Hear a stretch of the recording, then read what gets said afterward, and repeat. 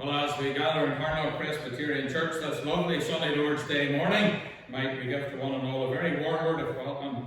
And we trust as we meet in this place today that not only will we meet the one with the other, but the Lord will meet with us. By way of announcement to inform you that on Wednesday night of this incoming week, the Presbytery will be having their annual St. Patrick's Night missionary rally. That missionary rally will be hosted this year in Clogher Presbyterian Church, and it will be at 8 o'clock in the evening.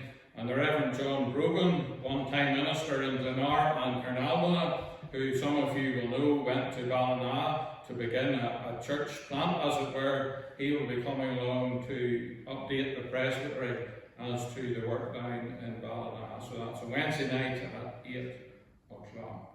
The next Lord's Day, God willing, our service of worship here at 10:30. I'll not be able to be here because I have to be in Portlaoise next week. I haven't been in Portlaoise pulpit now since the start of the year, but the Reverend Eddie Kirk will be preaching both here, God willing, and indeed in Newton Crumlin.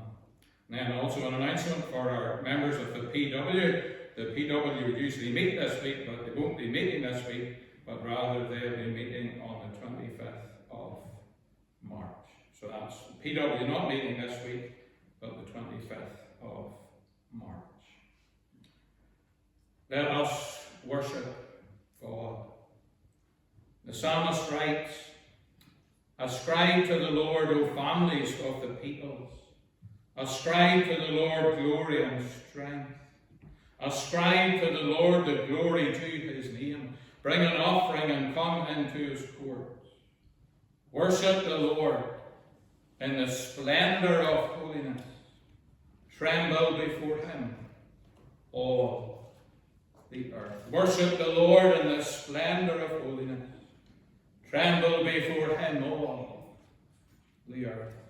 Let us then worship the Lord as we turn to the book of the Psalms. We turn to Psalm number 78, Psalm number 78, and we sing from verse 1 to verse 6. And you will know over this last while we've been looking at the law of God and its importance. And this psalm reminds us of this same truth today. Psalm 78, verses 1 to 6. "Attend my people to my law, thereto give thou an ear. The words that from my mouth proceed, attentively do hear."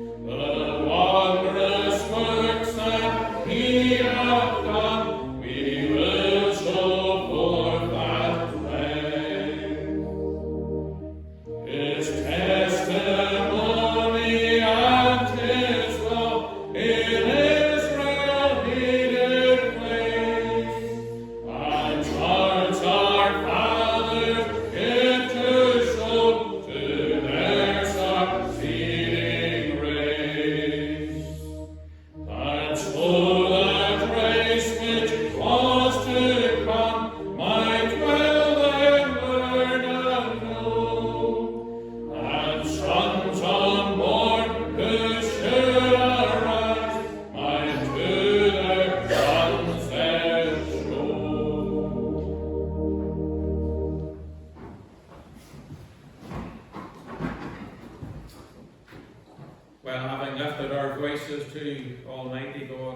now bow our heads, humble our hearts, and seek his holy face in prayer. Let us all pray.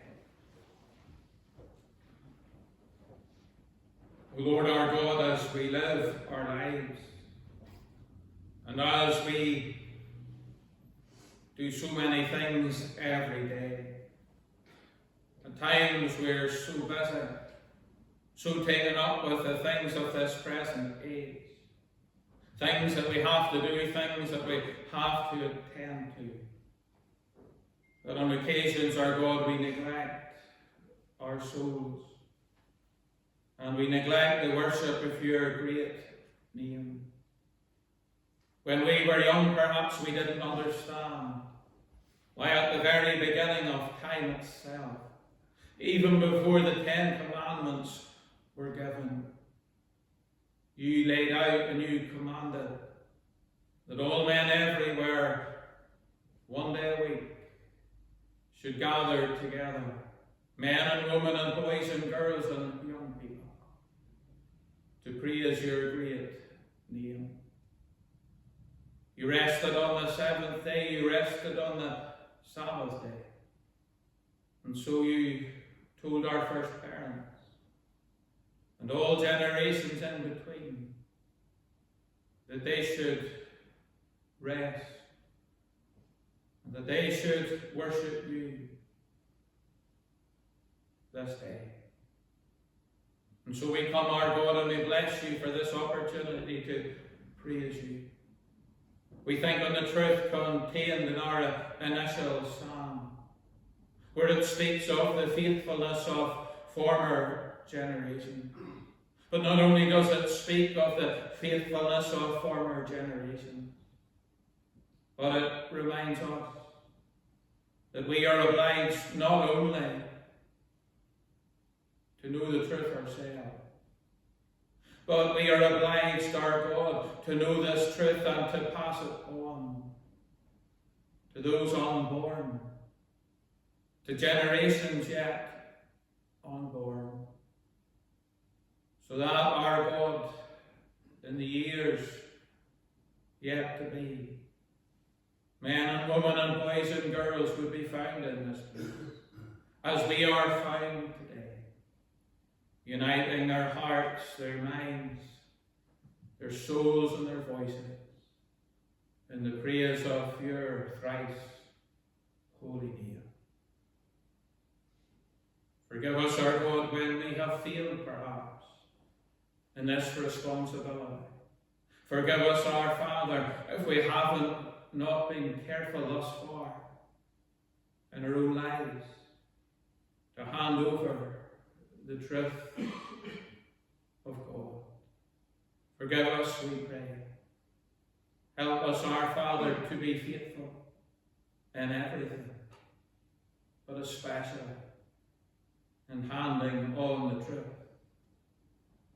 to generations yet unborn.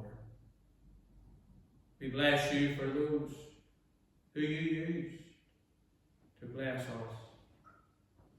We pray, our Father, as individuals, as families, and as a congregation of people, you would help us in our day to keep the fire burning to your honour and to your glory. And that's our prayer we ask, with the forgiveness of all our sins. For it's in the Saviour's name we pray. Amen. Well, as we continue our studies in Paul's letter to the Romans, we turn for the first time today to Romans chapter 4. To Romans chapter 4, and we read from verse 1 to verse 12. And the title in the ASV Bible is simply Abraham Justified by Faith. Abraham Justified by Faith. And in our study, we will see the essential role that Abraham has played and continues to play in the Church of Jesus Christ throughout all generations. Romans 4, verses 1 to 12, let us hear the word of God. What then shall we say was gained by Abraham our forefather according to the flesh? For if Abraham was justified by works, he has something to boast about, but not before God. For what does the Scripture say? Abraham believed God, and it was counted to him as righteousness. Now to the one who works, his wages are not counted as a gift, but as his due. And to the one who does not work, but trusts him who justifies the ungodly, his faith is counted as righteousness. Just as David also speaks of the blessing of the one to whom God counts righteousness apart from works. Blessed are those whose lawless deeds are forgiven, and whose sins are covered. Blessed is the man against whom the Lord will not count his sin. Is this blessing then only for the circumcised, or also for the uncircumcised? We say that faith was counted to Abraham as righteousness. How then was it counted to him? Was it before or after he had been circumcised? It was not after, but before he was circumcised. He received the sign of circumcision as a seal of the righteousness that he had by faith, which he was while he was still uncircumcised. The purpose was to make him the father of all who believe, without being circumcised, so that righteousness would be counted to them as well, and to make him the father of the circumcised who are not merely circumcised, but who also walk in the footsteps of the faith that our father Abraham had before he was circumcised. And we close there in verse 12, and we trust our God will bless this reading from his word. The boys and girls today in Carnlough, I'm not maybe going to ask you this question in case it might embarrass your mum or your dad or your granny or your granddad. But when you maybe do something in the house or in the garden or in the yard that you shouldn't do, I don't know what it's like for you. But when I was a boy, we lived in a house in Kilkeel and there was waste ground beside our house. And this day, the council came along and they fixed a hole in our road. But there was, strangely enough, when you think on it, there was only one hole in the road, only one pothole. And so they brought too much tarmac to fix that hole. And before they left, they threw it over the wall into the waste ground. And I thought the tarmac looked very, very interesting. And I was inquisitive. I was only 3.5 to 4 years old. Saw the pile of tarmac, climbed over the fence into the waste ground, made my way across the waste ground, and touched it. And it was slightly warm and still sticky. I thought to myself, I could maybe roll it up and make a ball with the tarmac. And that's what I did. And my auntie had just bought me a lovely new football shirt that I proudly wore for about 2 days. Rolled up the tarmac into a little shape of the ball and set it down. And then decided to make other shapes and thought to myself, I should maybe stand on top of it to see what it would be like. Because it would mean that I could look over the wall, because I was very short. And so I did that in my training shoes. Came home, jumped the fence, came back home. My mum saw me. And she said something. She said it to me a number of times growing up. I'll not even tell you the other incident in my young life. But she said, "I'm going to kill you." And I was shocked. She says, "I'm going to kill you." And she got me by the ear and stood me on a chair in the laundry. And she got a scrubbing brush out. And the sort of stuff you use to clean the sink. And she began to scrub. And I began to be afraid. I thought maybe Mum is going to kill me. Because it was very, very, very sore. She took the t-shirt off. It was black.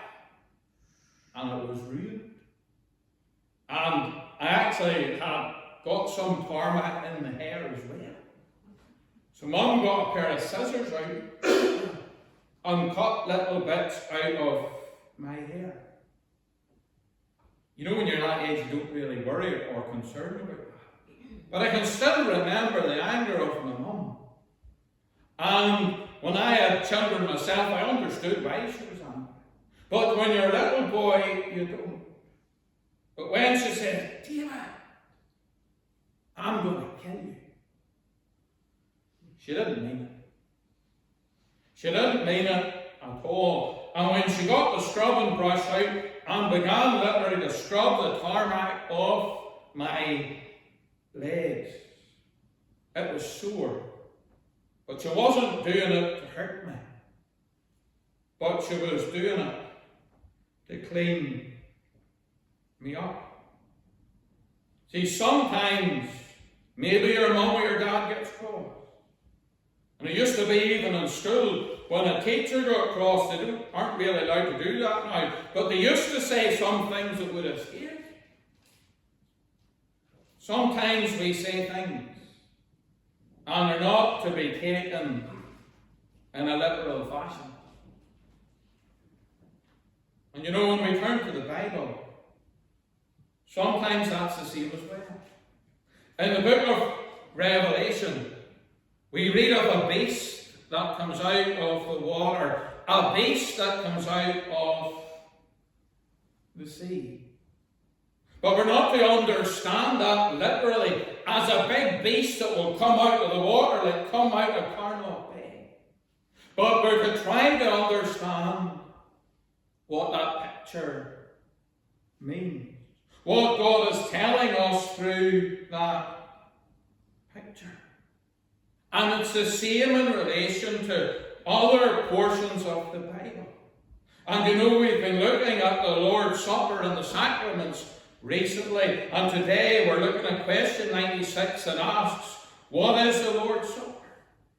And some people believe when they come to the Lord's Supper, to the table, they're not just eating bread and they're not just drinking wine. But they believe the one who prays over the bread and over the wine is able to change the bread into the literal body of Jesus and the wine into the literal blood of Jesus. And I remember asking someone one time, why do you believe this? And they spoke about a verse in John chapter 6 and verse 53 where Jesus said to them, truly, truly, I say to you, unless you eat the flesh of the Son of Man and drink his blood, you have no life in you. They understood, you see, to be saved. The bread had to be made into the flesh of Jesus, and the wine had to be made into the blood of Jesus. But we know that verse is not to be taken literally for a number of reasons. The first being when Jesus said it. Jesus was still alive. Jesus was there. Jesus was there like you and me are in Carnot today. And Jesus wasn't saying to the people, to his disciples, unless you come up here and eat me and drink my blood, you will have no life in you. So it's not to be understood literally. Like other verses in the scripture. John chapter 2 and verse 19. Jesus says this, Jesus answered them, destroy this temple, and in 3 days I will raise it up. The Jews then said, it has taken 46 years to build this temple, and you will raise it up in 3 days. The Jews thought that Jesus was talking about the literal temple in Jerusalem. But he wasn't. He was speaking about the temple of his body. And so they misunderstood what the Saviour said, because they took on that occasion what Jesus said literally. And the Bible tells us, when therefore he was raised from the dead, his disciples did what? Remember, he had said that. Destroy the temple, and in 3 days I will raise it up. When we read the Bible, when we study the Bible, we need to understand there are those portions we are to understand literally. But there are other portions, and they demand that we think a little bit more and understand what is really being said. And question 96 about the Lord's Supper points out many things, but drives this point home. It asks, what is the Lord's Supper? The answer is, the Lord's Supper is a sacrament, wherein by giving and receiving bread and wine according to Christ's appointment, his death is showed forth, and the worthy receivers are, not after a corporal or carnal manner. That is, not actually eating the body and drinking the blood of Jesus, but by faith made partakers of his body and blood, with all his benefits, to their spiritual nourishment and growth in grace. As we study the Scriptures, we need to understand not what some say they mean on occasion, but what they truly and genuinely mean. And when we do so, what will we find ourselves doing? We will find ourselves giving praise and worship to our God, and we continue to do so then today as we turn to number 160 in our hymn book, number 160. Glory be to God the Father, glory be to God the Son, glory be to God the Spirit, great Jehovah, three in one.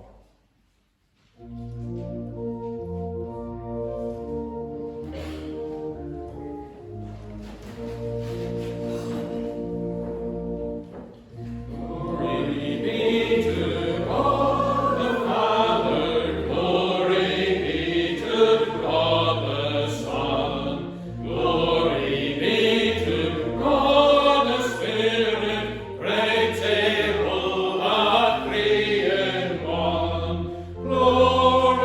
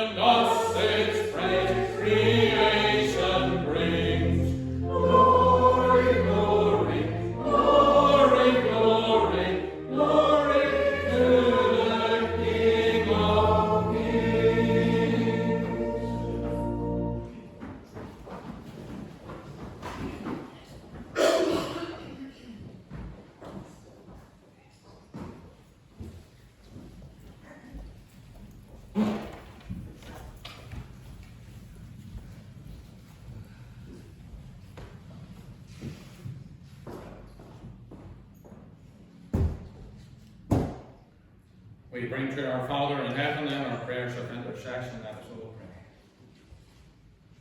pray. Eternal Father, we do bow in your presence, and we bless you for such a lovely and such a glorious Lord's Day morning. For the warmth, for the heat, for the friendship, and for the fellowship that we find in this place. And how we can gather here, none daring to make us afraid. We come and we remember our congregation, especially those who are laid aside in illness, those who are dealing with different troubles and anxieties and worries. We pray, our God, this day that as they come to terms with such, that they would know your blessing, that they would know your comfort, and that they would know your peace. But today, as we gather here in the safety and security of this place, with the sun shining, we understand there are other parts of this world, and while the sun is shining, there is no peace and there is no security. And today especially we think on the situation in the Middle East, the land of Iran, Israel, and surrounding nations and countries. We know in the Bible the land that today is called Iran was referred to as the land of Persia and the Persian people.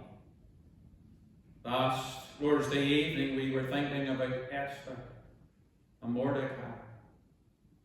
We realize our God, what went on there was in the land of Persia. And we learn at this time, our God, that there are many turning to the Christian faith in that ancient and historic land. And we pray, our God, even today as the bombs would fall, so many other things would happen, that you would care for your church there, that the angel of the Lord would encamp around them, and you would keep them safe and secure. We pray for your word too, our God. Today, as we turn once again to the book of Romans, we ask that you would speak to us, and we would hear your voice. For it's in the Saviour's name we pray. Amen.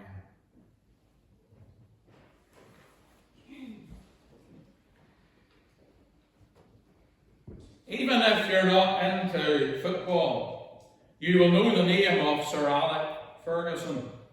Without question, one of the most successful football managers there has ever been. So successful indeed was Alex Ferguson that every manager since in Manchester United has been very careful to court his blessing and to court his approval. Former Man United stalwart Roy Keane has been and remains intensely critical of this approach. But it is apparent, nevertheless, that to this day, Ferguson's approval is important to so many of those who loyally follow that club.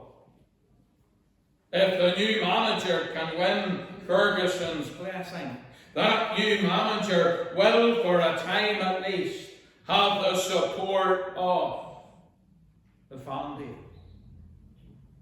Whether right or whether wrong, that's how it is. But in a much more profound and consequential sense, something similar is going on here in Romans chapter 4. Paul, you will remember, has been making it clear that salvation is by faith alone, no matter about your heritage.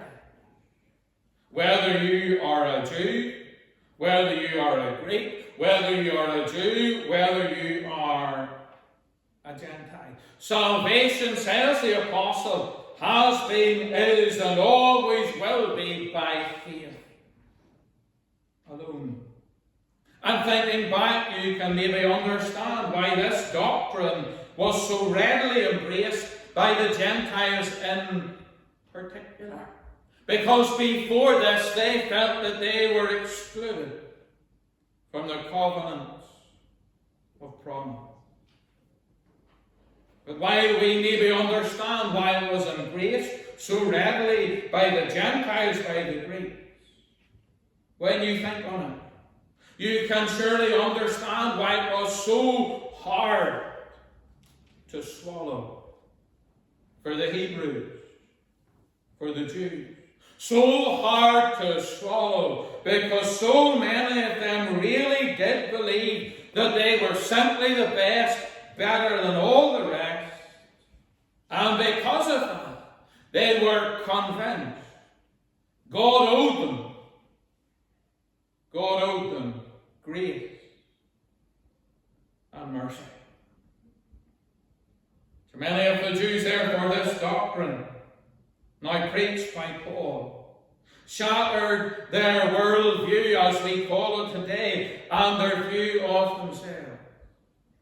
And the Apostle Paul could understand it.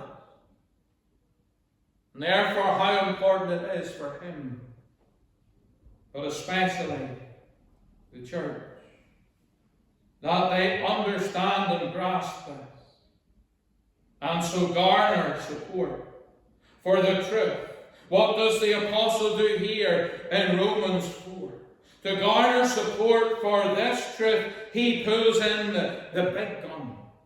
Like managers under pressure at United will call on the support of Ferguson. So Paul here calls upon Abraham and David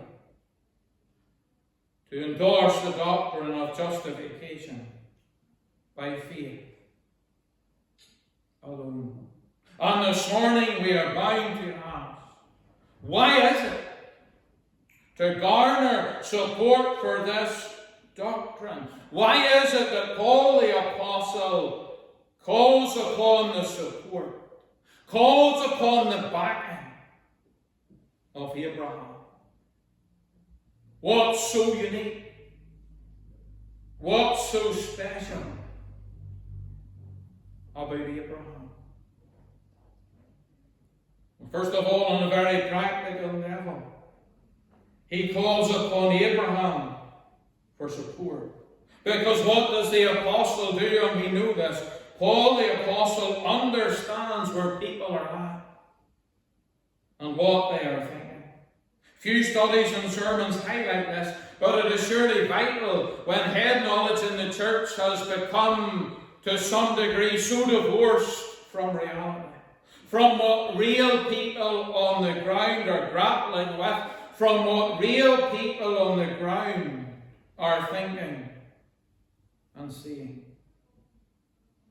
This Apostle Paul was no armchair theologian. And he understood where his own people were at. And he understood, therefore, what they needed to hear to win them over, to keep them on side, to stop them being confused by the many false teachers who even at this time had crept into the church and were gaining ground on the ground. Many of them were saying, listen, justification by faith is fair enough. But that's not the end of the story. If you're going to be justified by faith and by faith alone, they were saying you needed to do this. You needed to do that. If you were a Gentile, you needed to be circumcised. And many genuine believing people were getting confused. Paul knows that. So he knows he must bring in the big guns. And he brings Abraham into the equation because he knows what's going on the ground. You know, when I was reading this at the start of the week and seeing Paul's approach to the situation he found himself in, I couldn't help but think what happened to a very young minister. He recalled it to me in his very first charge. As he began his ministry in those small country congregations, he began to expound the Scriptures and he began to preach the gospel.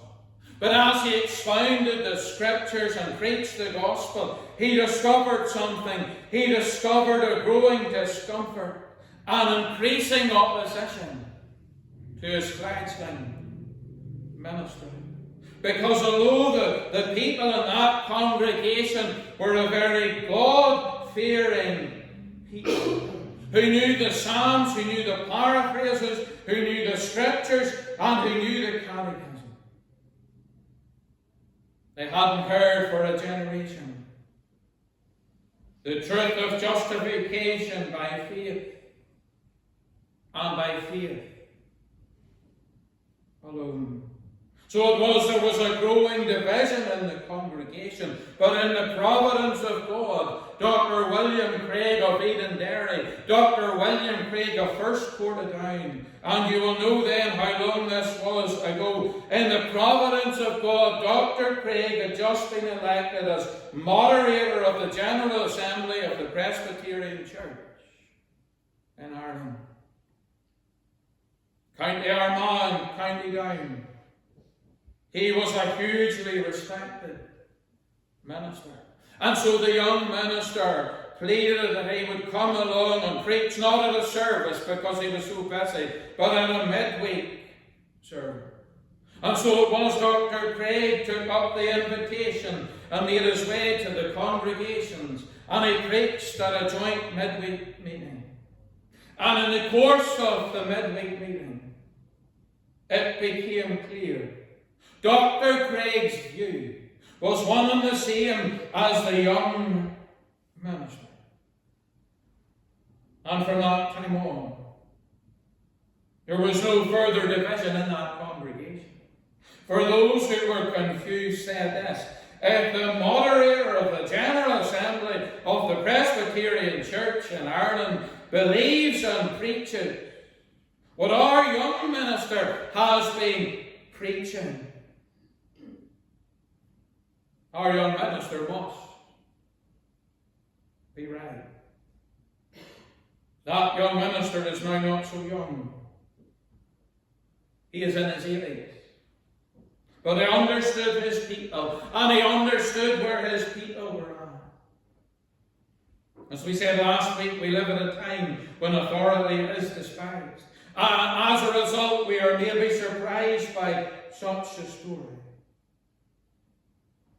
But authority wasn't despised 40 years ago in that part of Northern Ireland.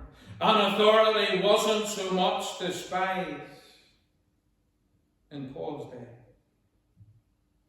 He understood his people, their respect for the tribe, and tested big names.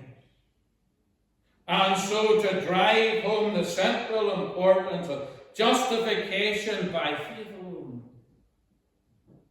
he speaks of Abraham. But the second question then is surely, why was this name? Why was the name of Abraham so revered and so respected? Well, in answer to this question, it is maybe insightful, though disturbing, to recall what became known as the ISIS Caliphate in Syria and Iraq, and what the ISIS Caliphate did to the Yazidi people of the Sinjar province of the Sinjar mountain. Some of you will be able to remember what happened. Their reign of terror shocked, even hardened journalists who thought they had seen it all. They were ruthless in relation especially to the men and to the boys, to the older women, and the younger women and the girls whose lives they spared. They sold into slavery, to put it politely. But when the Allies eventually liberated the Sinjar mountain and the Sinjar province and captured some of the ISIS commanders, one of those ISIS commanders who had been captured by the Allies was asked, Why did you treat the Yazidi people like animals? Why did you treat the Yazidi people even worse than Jews and even worse than Christians? And he replied, they are not people of the book, whereas Jews and Christians and Muslims hold Moses and Abraham in high regard. And this goes back to Genesis 17 and verse 5, where we read, no longer shall your name be called Abram, but your name shall be Abraham, for I have made you the father of a multitude of nations. So to this very day, the Jews and even the Arabs revere Abraham's name. And time and again, they abuse it yet. But they still revere it. And in the church, not physically so much, but spiritually, what do we view Abraham to be? We view Abraham to be the most significant player outside of the Saviour in the work of redemption. And this truth is driven home from the very beginning of the Gospels. What do we read in Matthew 1 and verse 1? The very first verse of Matthew's Gospel. There we read the book of the genealogy of Jesus Christ. And what does it say about the Saviour, the Son of David? The son of Abraham. The very first verse of Gospel of Matthew refers to Jesus as the Son of David and the Son of Abraham. We revere and we respect the name of Abraham because he is the father of the faithful. What does he refer to further on in Romans 4 and verse 16? The Father of us all. The Apostle Paul calls in the big guns when he refers to Abraham, to let the people understand that this truth that he taught was no new truth, but this truth that he taught was of ancient heritage. And he calls upon the name of Abraham because he is the father of us all, the father of the faithful. But then thirdly, Paul calls upon the name of Abraham because in the most profound sense, what was Abraham? Abraham was a friend of the living God. 2 Chronicles chapter 20 and verse 7, Jehoshaphat says, did you not, our God, drive out the inhabitants of this land before your people Israel and give it forever to the descendants of Abraham? And how does Jehoshaphat refer to Abraham? To the descendants of Abraham, your friend. And then Isaiah chapter 41 and verse 8, but you, Israel, my servant Jacob, whom I have chosen, the offspring of Abraham, my friend. 2 Chronicles, it is Jehoshaphat who is speaking on behalf of the Lord. But in the book of Isaiah, it is God himself who speaks and refers to Abraham as my friend. Abraham was a very unique figure in the sight of God. And Abraham is a very unique figure in the sight of God. Because he was a friend of God. Because he was the father of the faithful. Paul the Apostle knows,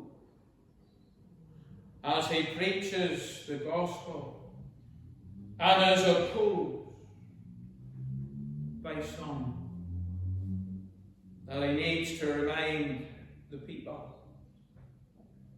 that Abraham, God's friend, preached the very same gospel that he, Paul, was now preaching.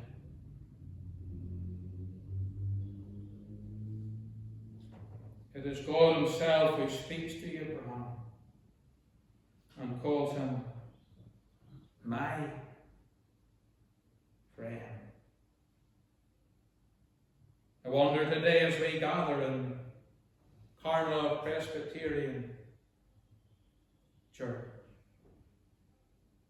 are you able to say the same? As the Lord God looks down upon you, looks down upon our congregation today,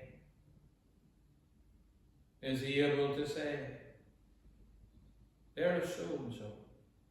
And he knows your name and he knows my name. He knows all of our names. Is he able to say, there's so and so,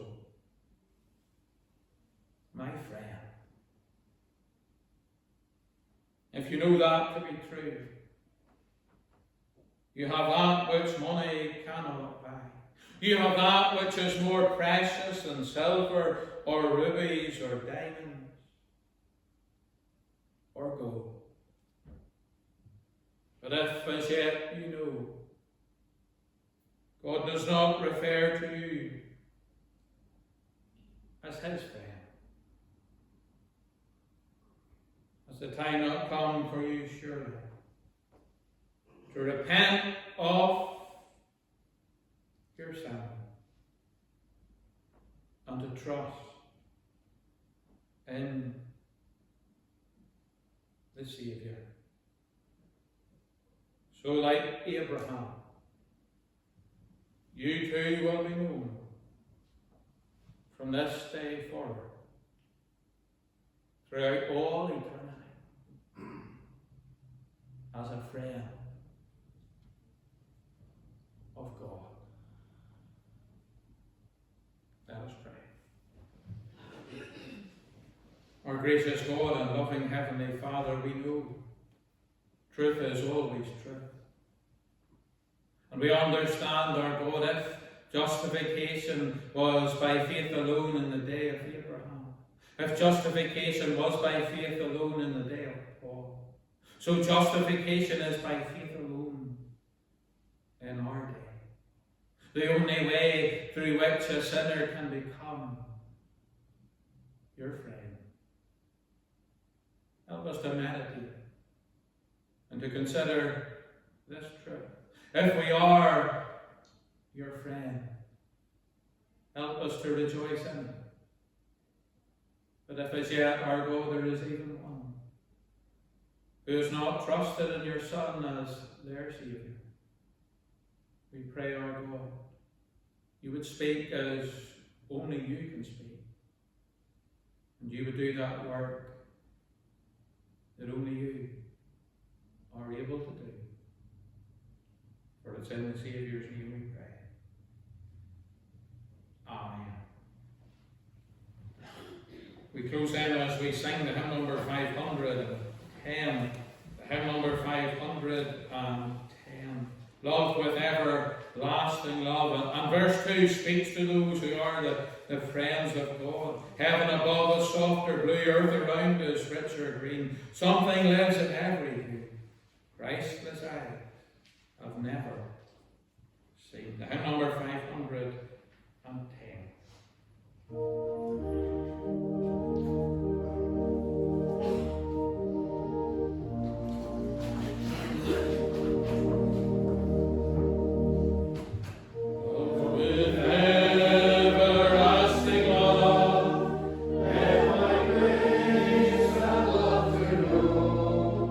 Spirit breathing from above.